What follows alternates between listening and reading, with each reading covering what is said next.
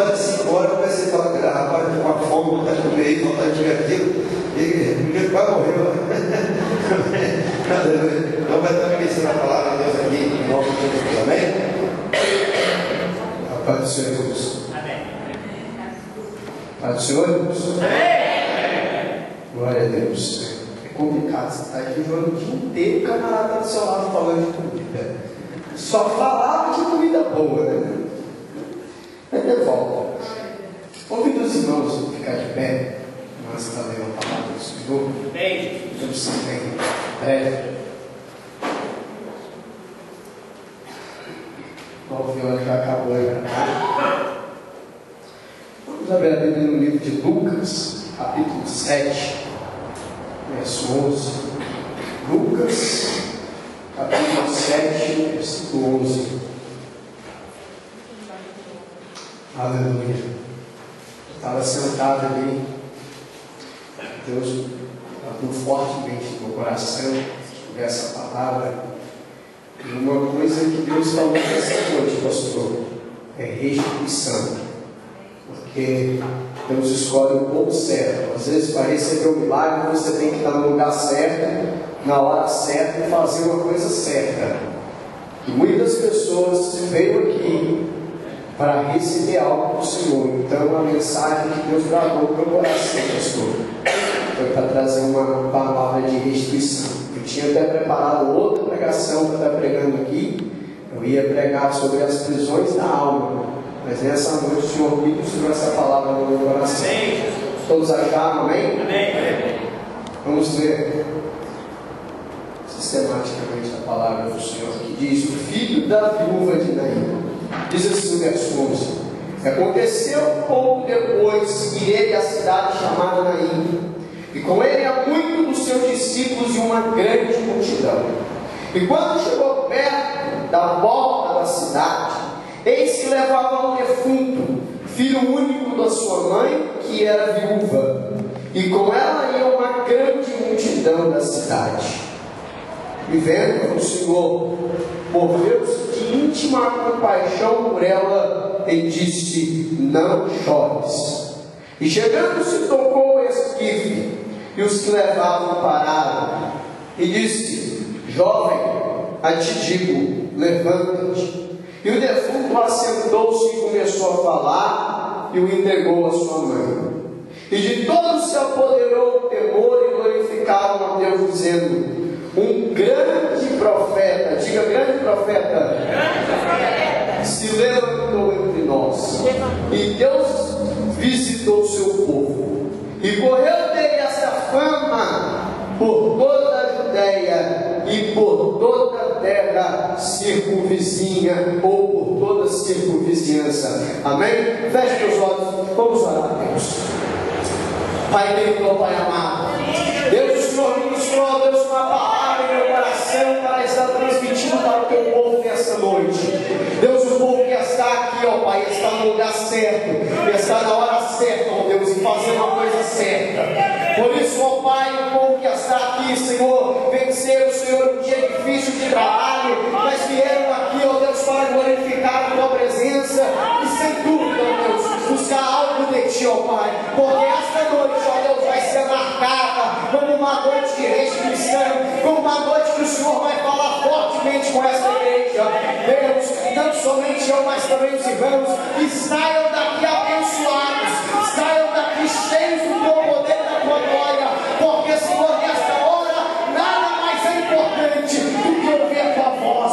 Por isso, Deus, fala não só comigo, mas com toda a igreja, e que vitória teu povo, em nome de Jesus. Amém? Léo, você vai fazer um som para mim? Amém? Pode se sentar. Querido, nós lemos uma palavra que é bastante conhecida pelos irmãos. Eu creio que todos que estão aqui já ouviram pregar sobre essa palavra. Uma palavra que é pregada, que é usada pelos irmãos, mas uma coisa que nos desperta nessa noite, que me despertou nessa palavra, foi a história comovente. Uma história que nós vemos de uma viúva.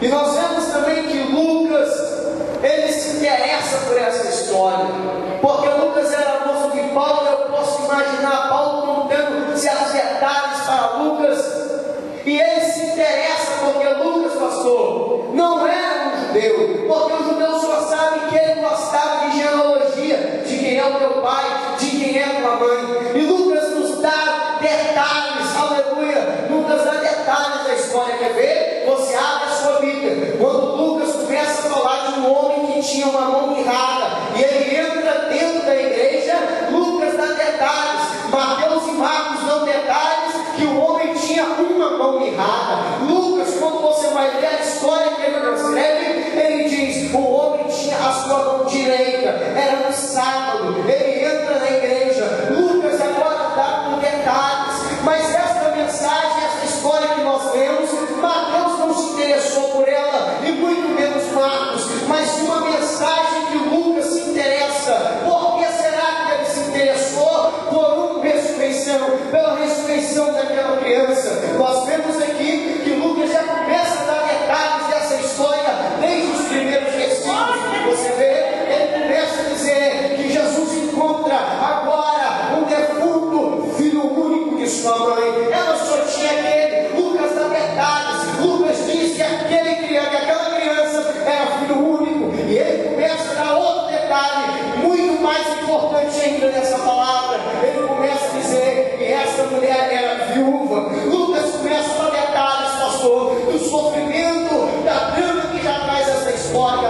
Lucas já dizia, aquela mulher só tinha um filho e ela era viúva. Entenda você, ela já tinha sofrido a perda do seu marido e agora ela está perdendo o seu filho. Mas eu vejo agora a solução dos seus problemas. Eu vejo Jesus entrando na cidade de Naim. Não me interessa saber o que fazia Jesus na cidade de Naim, porque Jesus não vai a lugar nenhum sem um objetivo. Jesus não vai a um lugar sem que algo aconteça. Jesus só vai a um lugar quando ele tem algum objetivo. Eu senti Jesus aqui nessa noite, e se ele vem aqui, ele tem algum objetivo. Se ele vem aqui, pode ter certeza que alguma coisa ele vai fazer.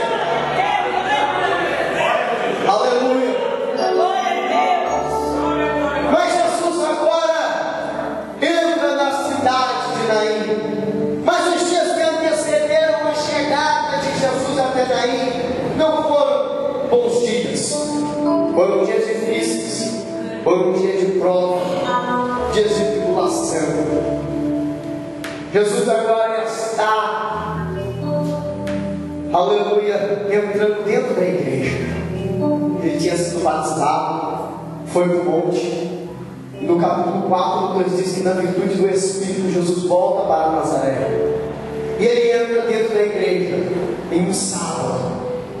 Jesus senta na igreja, igual você está sentado agora, para poder ouvir. Porque os sábados para os judeus é quase que um dia sagrado, é um dia que eles tiram, aleluia, para poder ir para a igreja. Todo sábado eles vão sistematicamente à igreja.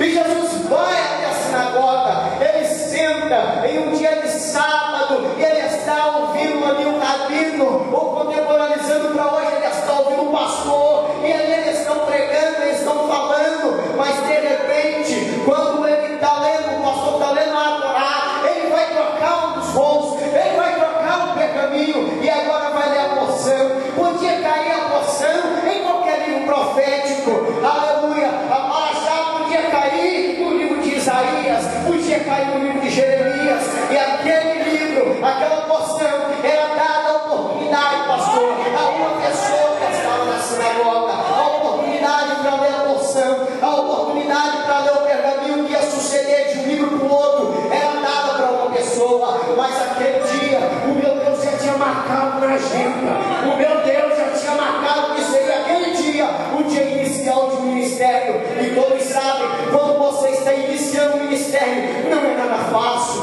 vem lutas, vem provas, vem tribulações, e com Jesus não foi diferente. Ele entra dentro da igreja aquele dia, talvez ele não sabia o que ia acontecer, mas o meu Deus já te escrevia, e por isso ele teve a oportunidade de ler, aleluia, aquela porção. Jesus agora está sendo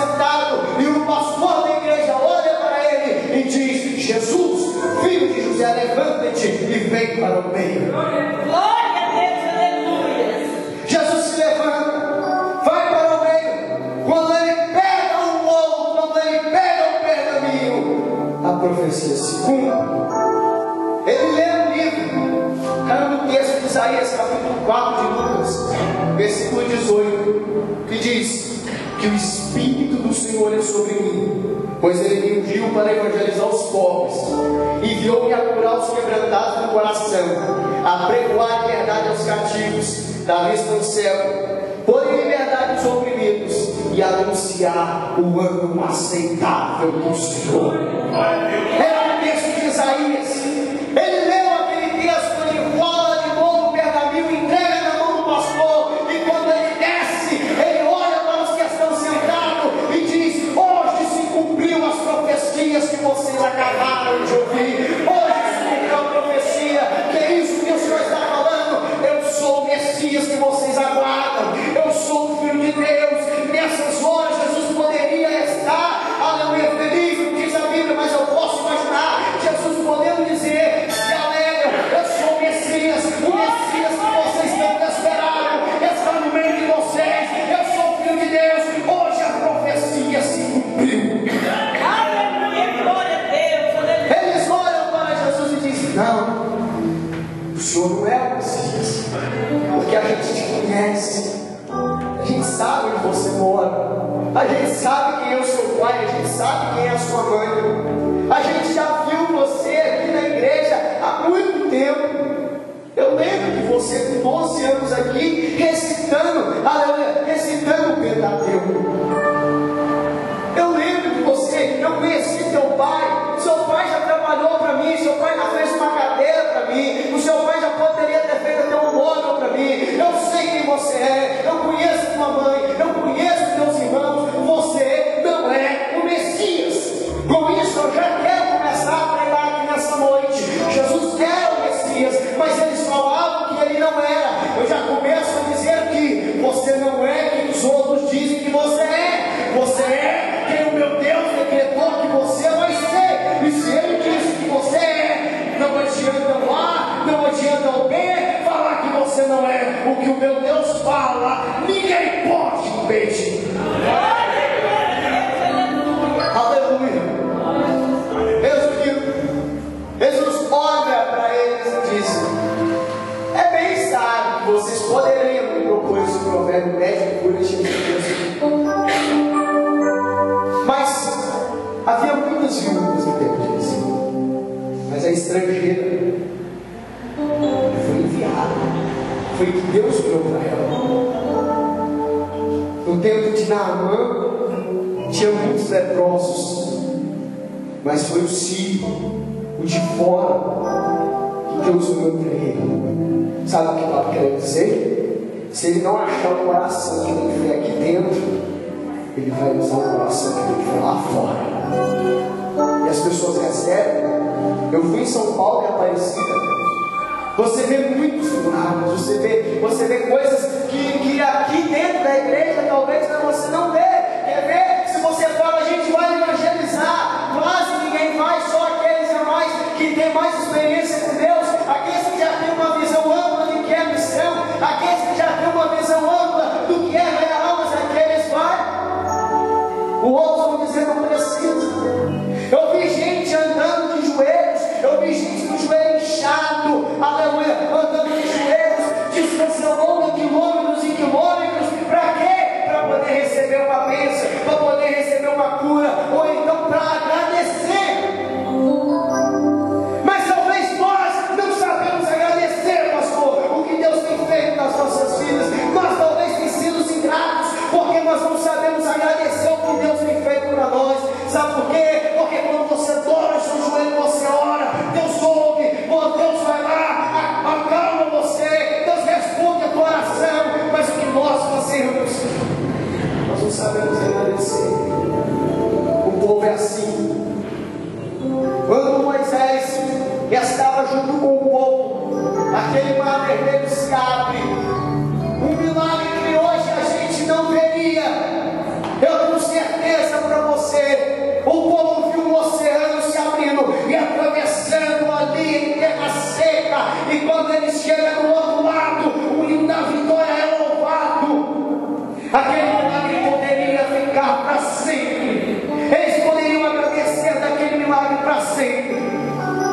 Mas sabe quanto tempo que eles lembraram do milagre?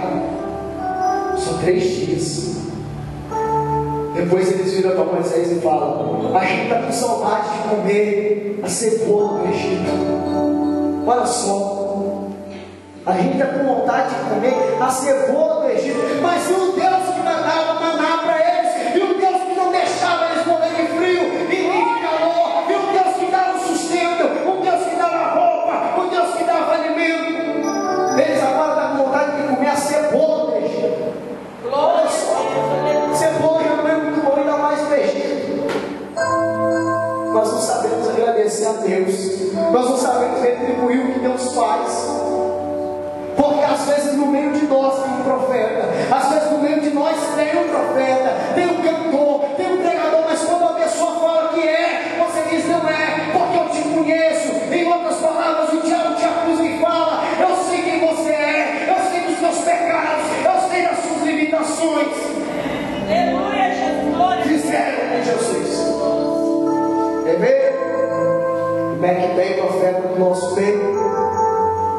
Hoje eu estava em casa, eu não aguentava comer, eu não aguentava beber água, nada desse. Só Deus sabe como é que eu almocei hoje. Já não gosto de comer, né? Eu tenho que comer pouco lá. Chegou esse camarada lá em casa, quer ficar bom? Quero. Orou, eu estava comendo bebendo depois. Por quê? Porque a unção está para todos. A Bíblia diz que Deus derramaria do teu Espírito sobre toda a carne. Nós somos capazes sim. Existe em nosso meio, mas nós talvez não reconhecemos. Às vezes a gente olha o irmão que está do lado e não reconhece. Às vezes você olha o pastor, o teu pastor presidente, mas não reconhece. Acha que o que está lá fora é melhor. Acha que o que está fora o maná é melhor, mas não. Porque talvez o que está dentro, o que está sentado do seu lado, o que ouve você orar, o que ouve você glorificar, mesmo sem força, talvez ele tenha a unção que você não precisa. Glória a Deus, aleluia. Voltando à mensagem, Jesus sai de dentro da sinagoga e ele agora entra na cidade de Naim. A Bíblia diz que Jesus estava parado na porta da cidade.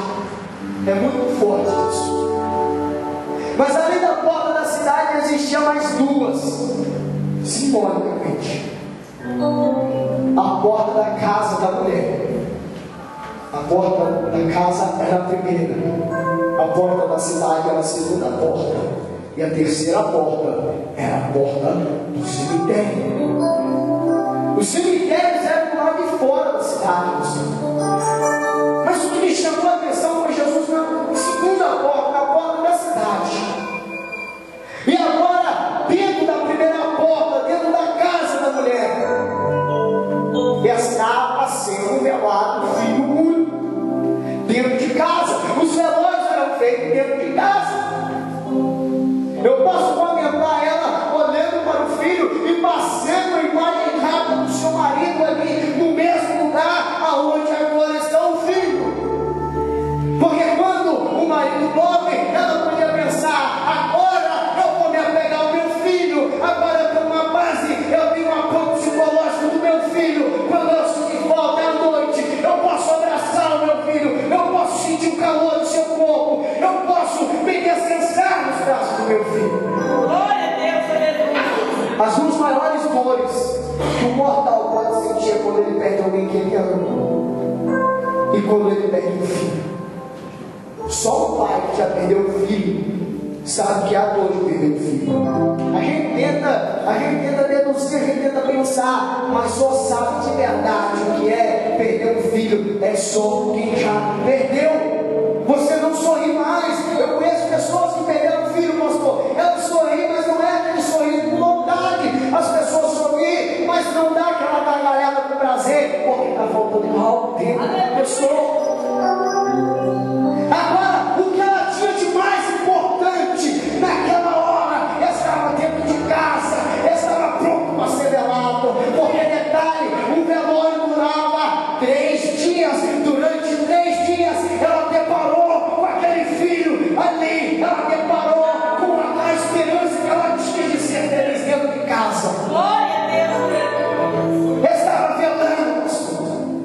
a fonte de felicidade dela, o que ela tinha de mais precioso. Aí o primeiro dia, chega ao pé dela e diz: não choras. Segundo dia, passa outro, fala a mesma coisa. Terceiro e último dia, assim, olha, a gente vai ter que dar. Acabou. O prazo acabou. Já deu 3 dias. Aleluia. Já deu. Às vezes o diabo tenta colocar, às vezes o diabo tenta pegar o que a gente mais ama, às vezes ele tenta pegar o que você tem mais se apegado, às vezes ele tenta pegar a tua bênção, às vezes ele tenta pegar a tua felicidade. O que ele faz? Ele mata, ele destrói, e depois as pessoas chegam perto de você e dizem: acabou, não tem mais solução, o teu ministério acabou, o teu sonho acabou, não tem mais solução. Sabe por que Jesus realizou o milagre? Enquanto estava dentro da casa daquela mulher rica. Porque em 3 dias, os judeus acreditavam que o milagre podia acontecer. Eles acreditavam que o Espírito sobrevoava o corpo e a qualquer momento ele podia voltar. Aleluia. Por isso que Jesus não curou. Por isso que Jesus não ressuscitou. Se Jesus ainda não olhou para você, se Jesus ainda não tomou conta do teu problema, se Jesus ainda não entregou a tua bênção, se Ele não falou com você ainda, é porque ainda não chegou a hora dele agir. Porque Ele só opera, Ele só age quando o homem já diz: não tem mais jeito, aí é minha obrigação. Quando o homem falar para você: acabou, não tem mais jeito, é a hora que o meu Jesus começa a fazer um milagre. E quando sai o relógio, sai o enterro, e diz a Bíblia que viu uma multidão de carro e uma multidão de lado. Aleluia. Glória a Deus. Jesus olha para a mulher, e chega perto dela e diz: mulher, não chores. Pastor, o tempo tinha acabado. A hora de tentar consolar já tinha passado. Aleluia, Jesus. Mas quem dá a última palavra é o meu Jesus. A última palavra quem dá é o meu Jesus. Glória, glória,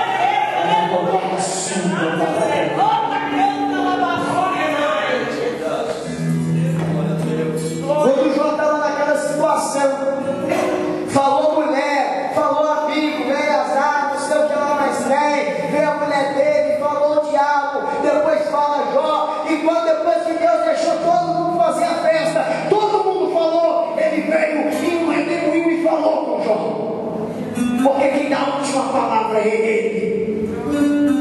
Jesus agora olha para a mulher e diz: não chores. Ele tinha certeza do que ele estava falando. aleluia, Jesus. Aleluia. Resumindo, Jesus toca na esquina de Jó. Mas o que mais me surpreende não é esse milagre. O que me surpreende é o que dizia no versículo 16: um grande profeta se levantou entre nós. Jesus saiu da cidade dele, pastor de Nazaré, como um falso Messias. Jesus saiu da cidade dele como um mentiroso. E agora, o que aconteceu? Ele está sendo aclamado como um grande profeta. Às vezes dentro da tua casa eles não dão valor que você merece, mas fora as pessoas te aclamam e te dizem: um grande profeta se levantou entre nós. Eu quero profetizar aqui, aonde saiu, aonde você saiu e disseram que não era, a notícia chega. Sabe por que a notícia só vai chegar? Jesus não realizou nenhum milagre dentro de Nazaré. O povo só ficou sabendo através da notícia. A bênção que Deus está preparando para você, o que não é, aqueles que deram de conta, os que falaram que não era, os que falaram que não era, que não ia ser, só vão ficar sabendo através da notícia. Aleluia, Jesus. Fica de pé.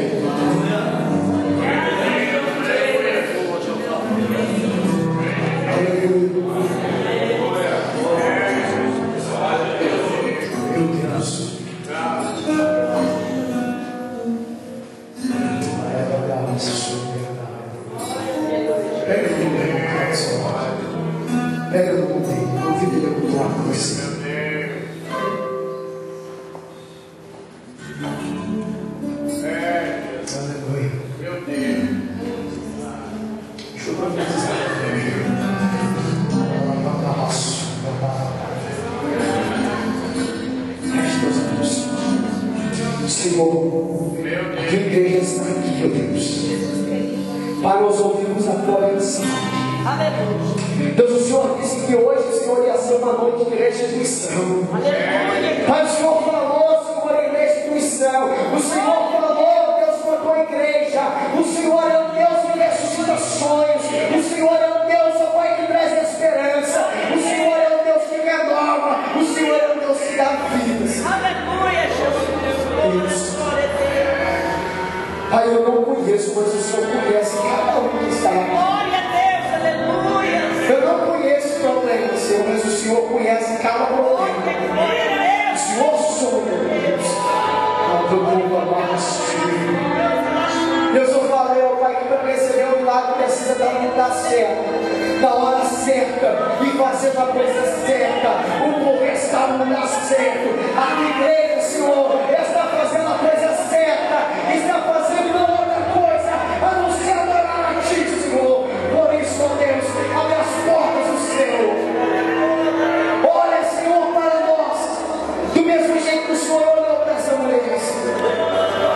Pai, os teus olhos estão em todo lugar, Senhor. Mas olha diferente para nós, Deus. Olha com um olhar de misericórdia, Senhor. Derrama nesta noite, Senhor, uma unção poderosa.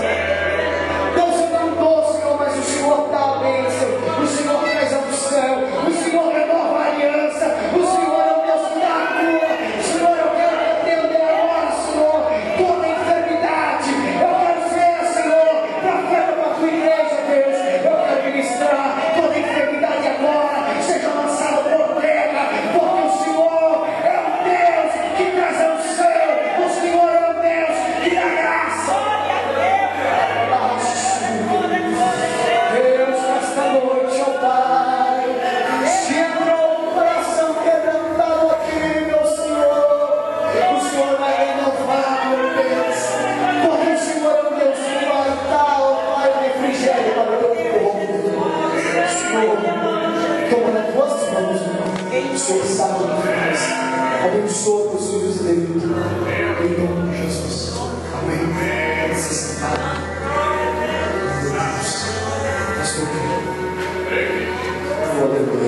Quando se der, vai falar, aí acabou mesmo. Aí Jesus para onde? Na porta dele.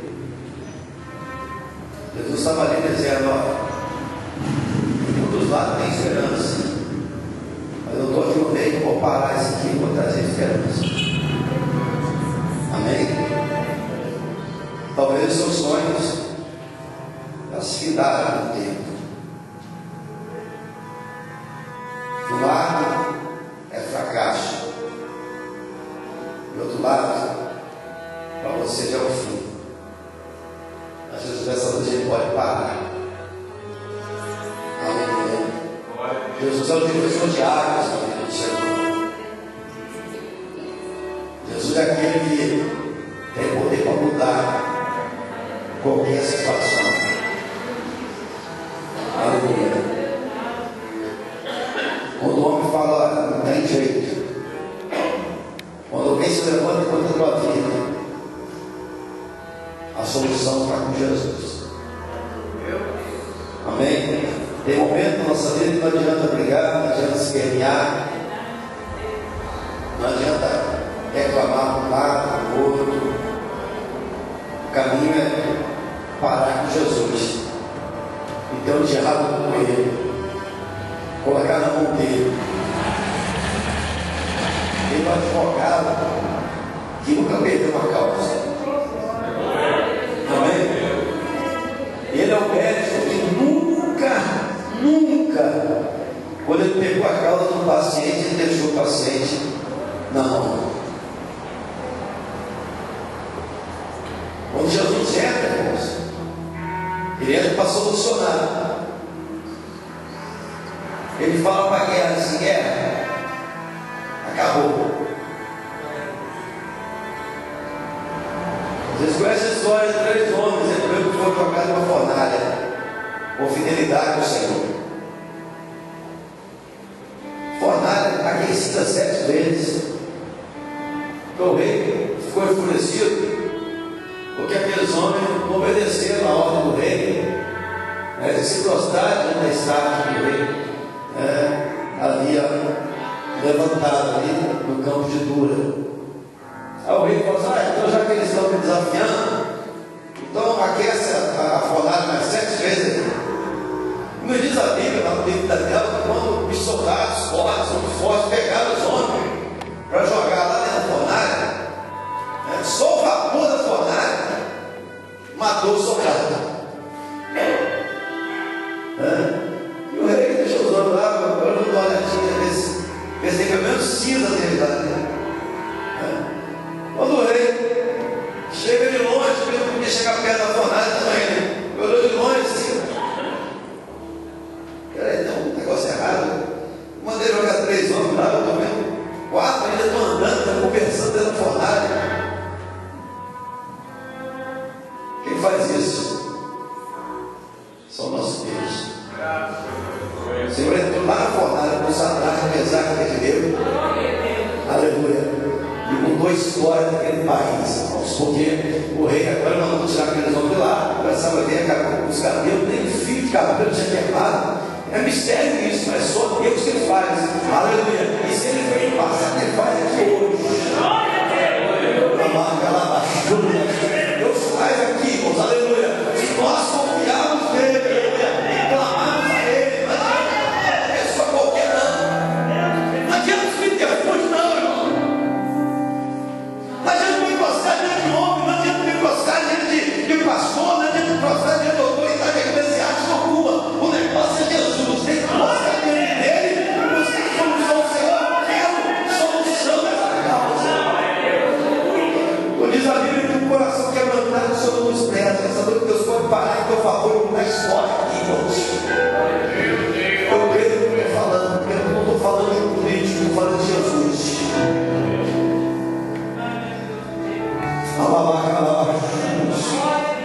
Se tem alguém que essa noite tem um problema sério para solucionar, uma causa que você já está pedindo ao Senhor, vai na providência, quiser me afetar, vamos orar e pôr a mão sobre você. Aleluia. Se alguém crê nesse Jesus que pode fazer um milagre na tua vida essa noite,